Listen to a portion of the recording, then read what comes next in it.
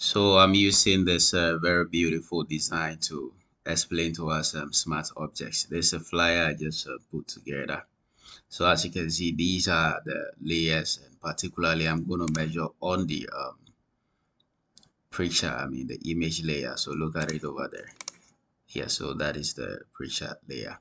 All right, so there are basically several ways of getting smart objects on your design. For an example, you can simply convert a layer to smart objects. So you can, so this picture layer is a group of layers. And if you want to convert it to, a smart object, it's very simple. You just right click on the layer and then you go through the option you see convert to smart object. And once you do it that way, bam, it has been converted to smart objects. And then this gives you the flexibility, in moving it around and all of that. If they were layers you've just grouped together, moving it around becomes a little bit jerky and sometimes you lose the quality. But when it is a smart object, you can, play with it better off. So that this is one way to get a smart object in your design. The other ways round is also to place them from your uh, desktop or whatever folder you want to make reference to. So let's say we want to place this picture. All right, but let me explain something here. If you want to bring in an image or whatever into your Photoshop software, there are two options here. You can either place embedded or place link. Now the place embedded is very simple. You just come and then you double click on it and bam, it comes. You have actually placed it. And the good news here is that once you place it, it automatically becomes a smart object. And then there's also another option. So let me delete it. There's also another option which is, sorry, which is place linked. Place link, you can equally place it and then you see it is the same way. So now what's the difference between place embedded and place link? The whole idea is that when you place embedded, you sort of import. You have imported, I just place embedded. You have imported the entire image into the software. It has not been linked to the original source. In other words, if you on your desktop or wherever, if you delete this image or if you edit this image, it will not reflect on the image you're working on here. Sort of like you've copied it to this place. There is no linkage. But when you place link, let's go to place link. When you place link, well, okay, so I think so this is the image. Let's watch something here. Okay, so this is the image you've placed. So now let's go to our source.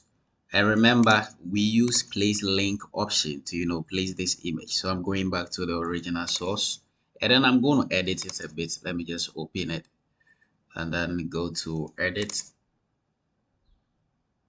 Now let me just crop a little part of it. Have you seen? I've cropped it to the hands. It's actually more than the hands, but I've cropped. Let me just crop it to the watch. All right. But let me go back to Photoshop and see something. Have you seen we have an extension from the watch? We have this whole space. But now I'm cropping it in the, the app. I'm cropping it on the desktop and then save, save. All right, great. So now I've had it cropped. Let's go to our Photoshop app and see what happens. Have you seen? It has taken effect. The reason is because it is linked. But when you place embedded, you have the complete photo here, picture here. It is not linked. Whatever you do, even if you delete it over there, it won't have any effect on your Photoshop software. So basically that's the difference between place embedded and then place link. Now there is also one advantage in placing link. When you place link, you don't have a lot of the image occupying space. The image become a smaller file in your Photoshop, software. It doesn't occupy so much space. Why? Because it is linked. But when you place embedded, you bring the whole size of the image into your Photoshop file. And if your RAM is not really huge, your software might run a little bit slow because of the size of the files you are dealing with. Yeah, so that is just a quick one on place embedded and then place link. So now taking this okay, let me just delete it and then come back to the original image we were working with. Smart objects helps you to add filters to your image or whatever object you are working with. So let me just bring it to the front, and then when you come here we have filters, and there are so many other filters you can play with. For an example, you can go to blur, and even blur there are a lot of filters over here. So Gaussian blur, for instance, can you see that it's already taking effect? Can you see? We just blurred it. Yes, but if it was a normal layer and it wasn't a smart object, you couldn't do this. But listen, the good news here also is that you can also just hide the filter effect, or probably you can just delete it. So you can just go to right click on the filter itself, the effect itself, and go to delete filter, or just clear filter. And then you are good to go.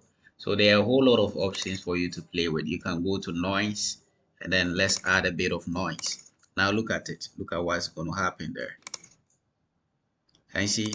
So we are adding a bit of noise to the image. And I think if you look at this flyer, for instance, you realize that we added a bit of noise to the black portion of the background. And that's why you see that classic effect. We couldn't do that without having first the layer to be in smart objects. So smart objects are really important.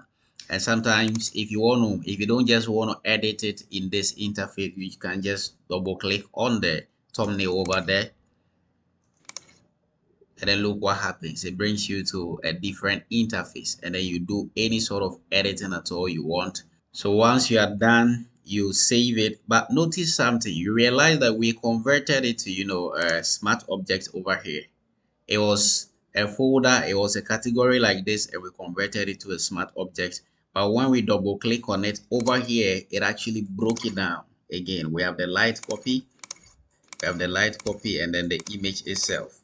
So this was originally what was present on the actual design, and then we converted it to smart object. But when you double click and bring it here, it turns it to the original layer, so that you can edit, do amazing things over here. And when you're done, once you are done, you just save it. For an example, I've already converted this to smart object. So the light over there, I can't move it.